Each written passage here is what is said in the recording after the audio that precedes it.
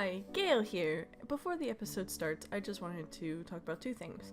One, I am getting over a cold right now, so my voice is not that great, and I apologize, but obviously there's not a lot of time to really work on this left, so I hope that you will deal with it for at least today. And two, in the January, about 3 weeks, I'm going to be out of commission.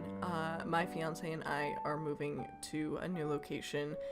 This has been a long time coming. We're really excited about it. It's a very nice place, and it's going to be like our first place together. But that being said, I have to get a couple of stuff in my personal life fixed up and ready for that move. He does as well. And obviously once we get there, we have to set everything up again.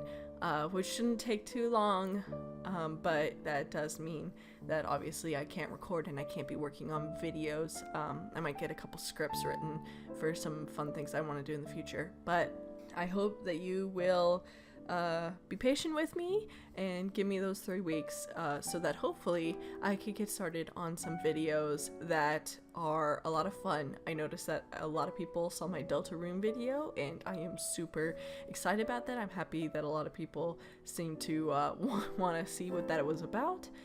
So that was, I plan to do some more creative stuff like that in the future. I'm going to continue the Let's Plays, going to do more content in general, more consistently, now that I will officially be in our kind of more permanent home than the one that we are currently in. So I just wanted to give that quick update and enjoy the video.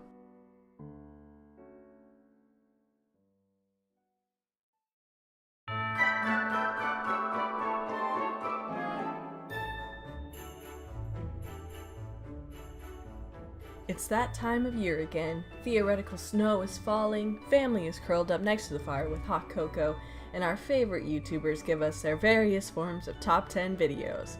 Top 10 best games of 2018, top 10 worst games, top 10 YouTube drama moments, top 10 scams. Well, this being my first year here, I felt it only fitting that I too do my own top 10 list. But then I got a cold, so now we're sticking to 5. And as much as I would love to do my top 5 games of 2018, considering I don't own a PlayStation or Microsoft console, plus the fact that I spent all year saving money like a dragon hoards his treasure, I feel uniquely unqualified to really do that category justice. So instead, I thought I'd do something a little easier that might let you get to know me a little bit better. This is my top 5 favorite games of all time. Number 5. I love Japanese culture. Yes, I love anime and manga, but it goes further than that. I love their art, their mythology. I love their traditions and their history. So when I got my hands on Okami, I was in love. It's beautiful, the story feels like a myth, and the gameplay is just a lot of fun. It has its dramatic moments, and it has its funny moments, and I really appreciate that in a game. It might be a little too easy for me, which is why it isn't higher on the list, but the whole experience was one where I could never put it down. It had me glued to that screen for hours just to watch the gorgeous locations and fight those creative monsters. Also, you play as a wolf god, and that's just freaking awesome. Number 4. I got into the Zelda franchise pretty late with Twilight Princess. That defined what Zelda was to me, and maybe that could be a topic for another video, but for now, let it be known that until 2017, that was my favorite Zelda game, and probably would have had this spot on the list. But then, Nintendo had to break every idea I ever held on what a Zelda game should be with Breath of the Wild. I don't have to tell you what this game is, because if you watch any game-related content on YouTube, you know about 2017's Game of the Year. It's beautiful, it's fun, but most notably, it has a feeling of freedom that I can't remember in a game.